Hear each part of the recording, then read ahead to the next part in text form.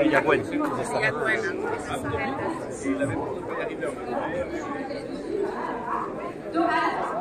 Donc la médecine polyvalente, on s'en parle ici. Donc la capacitaire de lit, c'est pareil, il va auprès de la présence des médecins. Malheureusement, parce que ouais, il ne manque pas que des urgentistes, hein, messieurs dames, dans l'hôpital de Laurent. Et la médecine po, s'il y a un remplaçant, le capacitaire de lit reste plus ou moins stable. Et malheureusement, s'il n'y en a pas, on baisse les capacitaires de lit. Et nous, ce qui nous interpelle, c'est qu'à force de baisser les capacitaires de lit, ça va certainement se pérenniser, quoi. Donc on reste vigilant par rapport à tout ça. Et je vous laisse encore une fois, mais c'est important que vous en ayez conscience, que ce soit les élus, que ce soit tout le monde, toutes les personnes qui sont là, de la détresse psychologique dans laquelle sont les personnels de manière régulière. Quand vous apprenez, on baisse le capacitaire de lit, vous allez aller dans un autre service. Oh non, vous avez des heures, vous restez à la maison. Enfin voilà, donc tout ça pareil au gré du vent. C'est super sympa à vivre. Ou alors on va dire réorganisation, parce que ça fait mieux de dire réorganisation que restructuration. Donc on va appeler un chat, restructuration. Donc on baisse le capacitaire, l'équivalent temps plein de nos infirmières. Voilà.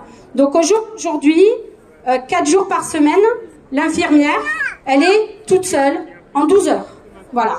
Toute seule en 12 heures pour s'occuper de 37 lits. Dans les 37 lits, il y a les pathologies que je vous ai décrites. Voilà. Et ça, c'est important de le savoir. Parce qu'en fait, au jour d'aujourd'hui, on ne parle plus de patients, enfin, plus haut. Nous, on parle de patients parce qu'on a le respect du patient. Mais là, plus haut, je pense que c'est des clients. Voilà, il y a de l'argent. Il y a la T2A, on pourra en parler aussi de la T2A. Voilà, depuis le passage à la T2A, rentabilité à fond. Voilà, et l'humain, on s'en fout. Alors, c'est bien beau de parler d'humanité de longue, de formations diverses et variées, mais je pense que c'est pas nous qui devrions les faire, ces formations. Parenthèse. Donc voilà, ce service du SLD, c'est voilà 4 jours par semaine où l'infirmière est toute seule en 12 heures. Donc en même temps, on va dire qu'il y avait le choix, parce qu'il y a toujours le choix. C'est comme les ouvriers ou d'autres professions qui ont eu des réorganisations de tram et tout, mais la plupart du temps, on a le choix entre la peste et le choléra. Donc j'ai envie de dire, vous choisissez la trame qui fait moins mal, voilà, mais c'est pas forcément celle qui vous va le mieux et surtout celle qui est le plus adaptée pour la prise en soin des patients. Donc ça, faut le savoir aussi. Donc ça, c'est pour l'USLD. Alors voilà, j'ai vu quelques, voilà, les copines du SLD, les infirmières qui sont là.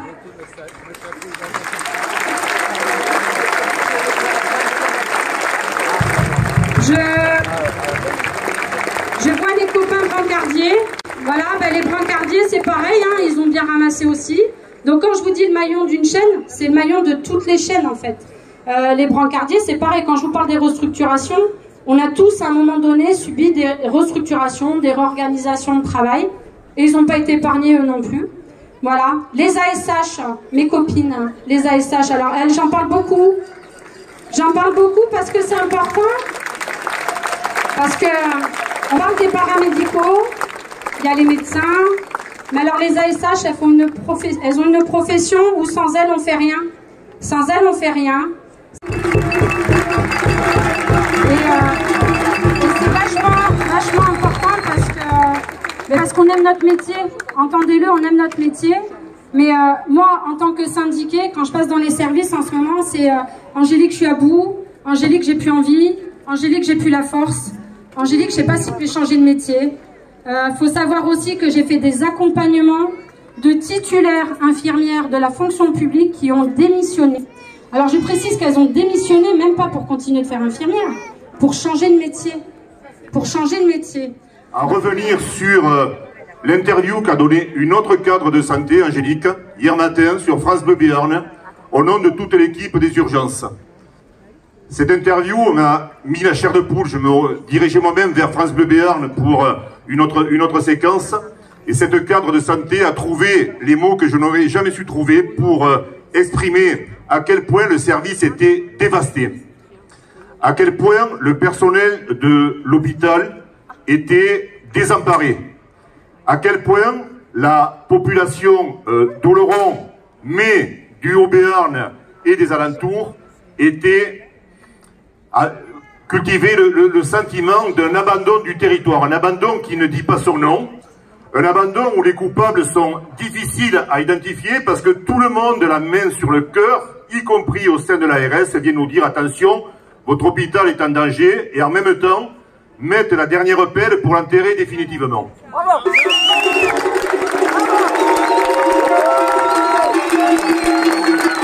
Je voudrais remercier tous ceux qui ont contribué à diffuser le message. Bien évidemment, et en premier lieu, les personnels du centre hospitalier que je vous demande d'ovationner pour que ça s'entende jusqu'à l'hôpital.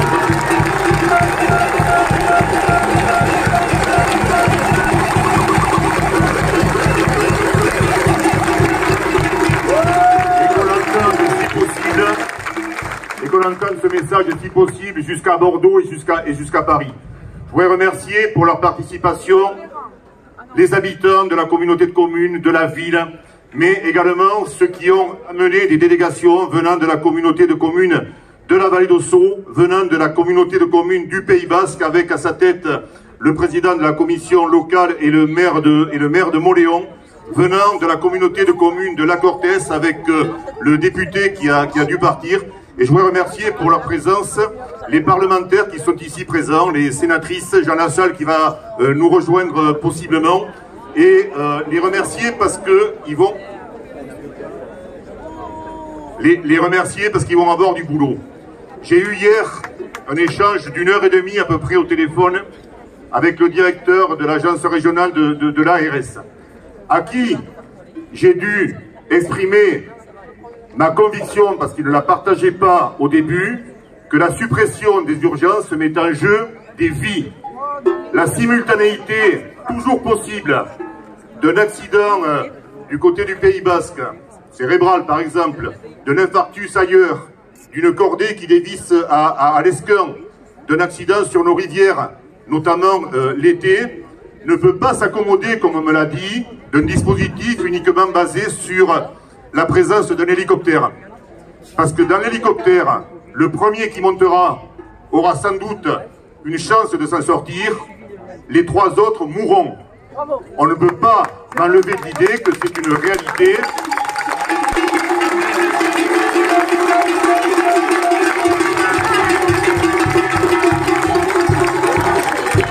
Que c'est une réalité qui est démentie par les discours d'organisation ou, comme l'a dit Angélique tout à l'heure, d'optimisation, c'est-à-dire de réduction des personnels.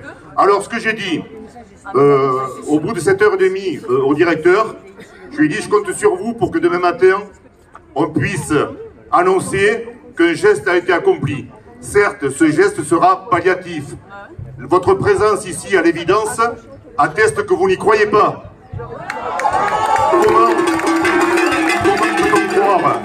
Comment peut-on croire au discours qui indique que hier, au vu des articles de presse, les remplaçants se sont bousculés pour venir, alors que hier matin, on me disait que les remplaçants refusaient absolument de venir.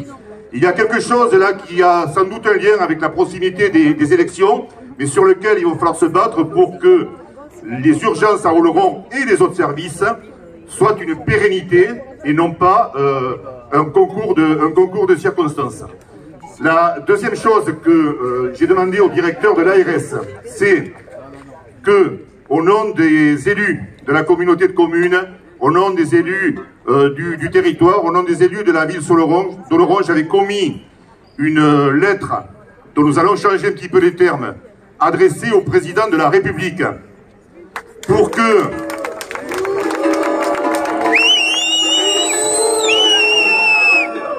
adressé au président de la République pour mettre en télescopage la réalité locale avec les signes de considération qu'il a montrés à l'égard des territoires pendant sa campagne. Le message était très clair. Le message était très clair. Il y a dans cette affaire des urgences aujourd'hui, mais qui peut rebondir sur l'anesthésie demain, sur l'orthopédie après-demain, sur la médecine polyvalente dans quelques jours également. Il y a dans cette affaire, et Angélique l'a dit bien mieux que je ne pourrais le dire, il y a des raisons conjoncturelles, notamment de management, dont tous les hôpitaux souffrent et dont l'hôpital d'Oloron souffre singulièrement. fonction publique souffre singulièrement, mais l'hôpital est une caricature à ce niveau-là. Les hôpitaux sont une caricature. Et puis, il y a des raisons plus structurelles, plus profondes, qui méritent que soit interrogé le dispositif de santé actuel à l'échelle du pays. Et c'est pour ça que, mesdames et messieurs les parlementaires, vous allez avoir du boulot. On ne peut pas s'accommoder de l'explication du numerus clausus qui explique la rareté des médecins pour continuer à les répartir d'une manière aussi déséquilibrée sur le territoire. Je sais que le statut des libéraux s'oppose à l'obligation de soins, mais il faudra bien, en attendant les résultats de l'ouverture du numerus clausus, c'est-à-dire du nombre d'étudiants qui deviennent médecins, il faudra bien, dans l'attente, trouver une solution pour que, comme un certain nombre de pays en Europe et dans le monde, qui n'ont pas davantage de médecins par rapport à leur population, les médecins ne se marchent pas sur les pieds à Antibes, à Arcachon ou dans les banlieues chics parisiennes et désertifient, c'est pas de leur fait, hein, c'est le système qui le permet, qui l'autorise et qui le permet, et désertifient les villes de banlieue déshéritées et les territoires un peu loin de tout, comme c'est le cas du Haut-Béarn, comme c'est le cas de multiples sous-préfectures en Corrèze, dans la Creuse, en Dordogne et dans d'autres secteurs français. Voilà ce que j'ai dit en substance au directeur, et je lui ai dit que cette lettre qui était adressée au président de la République allait certainement redescendre par effet de cascade, par ruissellement comme on dit, jusque dans les ministères et jusque dans les ARS régionales. Je lui ai dit que je comptais sur lui, et serait jugé un petit peu à ses actes, sur l'obligation d'avoir une réunion au plus haut niveau pour être, ici à Oloron peut-être, un territoire expérimental pour booster l'offre de soins et le parcours de soins, et ailleurs pour que, désormais, on ne soit plus en situation d'inéquité, étant entendu que les politiques de l'État, à mon avis, doivent faire preuve de discernement, d'écoute, de considération, en accompagnant, et de courage, en accompagnant d'une manière plus significative les territoires qui en ont plus besoin. Une nouvelle fois, je remercie les agents de l'hôpital qui vont être reçus tout à l'heure par Madame la sous-préfète.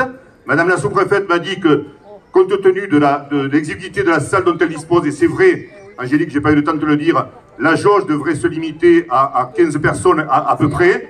Il ne s'agit pas d'aller bousculer qui que ce soit, mais il s'agit effectivement de porter le message à l'État.